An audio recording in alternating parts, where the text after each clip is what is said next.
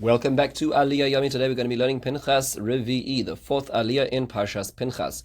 Our Aliya is 15 psukim long and runs from Perek Chav Hey, Yud to Perek Chav Vav Daled. The main focus of our Aliya is Yerushas Habas, the topic in the Torah of young ladies inheriting their fathers, and new leadership, Yerushas being coronated as the new leader of Israel. Let's look at each section individually. The first section is about the Yerushas Habas. Remember that the Benos Tzlafchad, the daughters of Tzlafchad, have asked of Moshe Rabbeinu that why should they lose out having a portion in the land of Israel, and that is what happens. Moshe Rabbeinu presents their matter in front of Hashem, and HaKadosh Baruch Hu confirms in this Aliyah that they are dovros, they are in fact true, they are correct. They've made the right request. They do get an inheritance to the father, and then Moshe Rabbeinu is then told by Hashem the procedure of inheritance and how it goes son, and then if not son, then daughter, then brothers of the father, and how the wife fits into this. Is a very complicated discussion which is expanded upon in Bava Basra.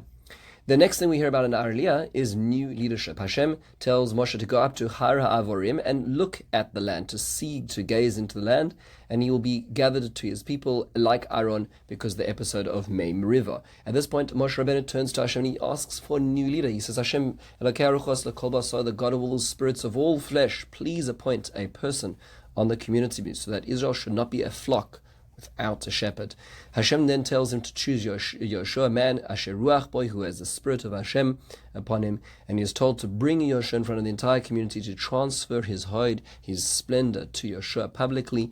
He does this in the presence of Elazar with the Urim V'Tumim, and this is done. He does Semicha. This is the first transfer of leadership from one generation to the next, which is publicly done by Moshe Rabbeinu. That's a summary of the Aliyah. Let's look at a few points to ponder.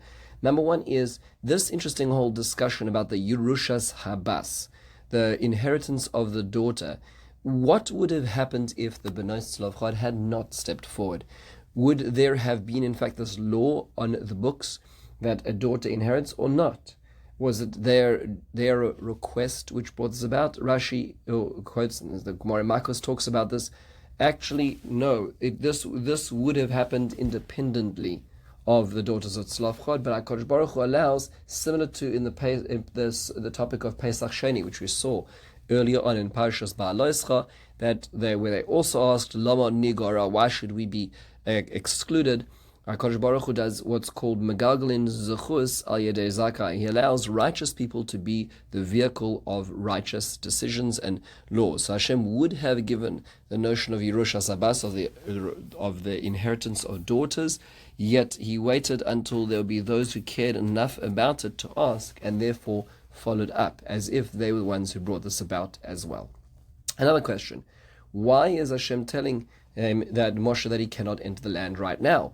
So Rashi explains, well, when Moshe heard about this whole description of Yerushas Haaretz inheriting the land, he thought the decree was over, and he said, maybe Hashem, maybe I can get in now. So HaKadosh Baruch Hu affirmed that unfortunately he was not able to. Another possibility Rashi presents is that Moshe saw that he was actually in the land of Gad and Reuven. At this point in time, he was in the Trans-Jordan area, which is to be requested very shortly by the tribes of Gad and Reuven as their territorial land, and he thought maybe, because we'll call it the extension of the periphery of Israel, maybe I can actually be in Israel itself. I'm at the entranceway of the hall. Maybe I can enter the palace, the hall itself. And HaKadosh Baruch Hu says, no, that in fact is not correct.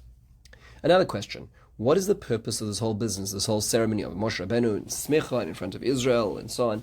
The Ibn Ezra points out so that Israel should know, so that Bnei Israel should see this clearly. In fact, unfortunately, you see this in many situations where you have a very, very great leader and they disappear without a contingency plan, without a future plan. There often follows a huge amount of infighting. Who did that person really want? Why was it? In fact, it reminds me of a story about a town where there was a particular Rav, and he passes away, and his firstborn assumes the position of Rav of the town.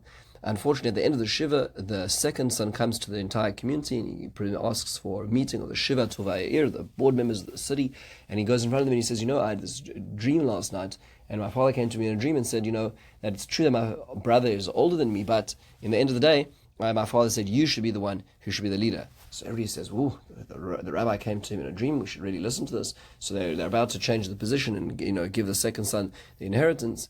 And then one of the elderly men at the back of the shul said, well, that doesn't make sense. If your father had wanted us to choose you, you should have come to us in a dream.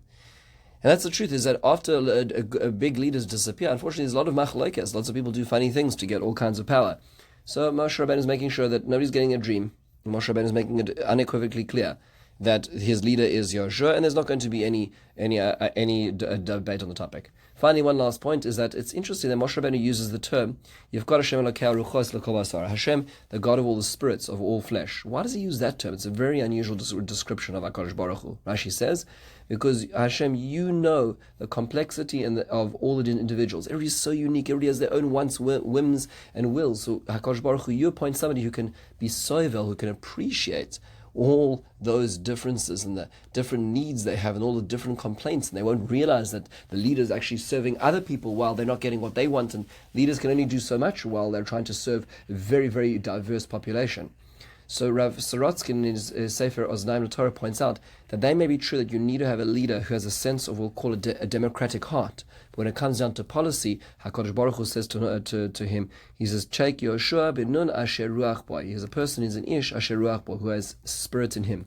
Contrast that to how Moshe Rabbeinu was asking. Moshe Rabbeinu was asking for HaKadosh Baruch Hu to find a person who can understand all the spirits, and it's very good to understand all the spirits and to be empathetic and to listen to all those ideas. But at the end of the day, normative practice has only one position. The regulations can only incorporate one perspective, Ruach Bo, and that's Hashem's way. So yes, that's the model of a leader, is a person who can hear all the different versions, the different perspectives, the different angles, but at the end of the day, have one policy, and that's what frames the leadership of Klal Yisrael. With this, we close the fourth Aliya. In the meantime, have a wonderful and meaningful day.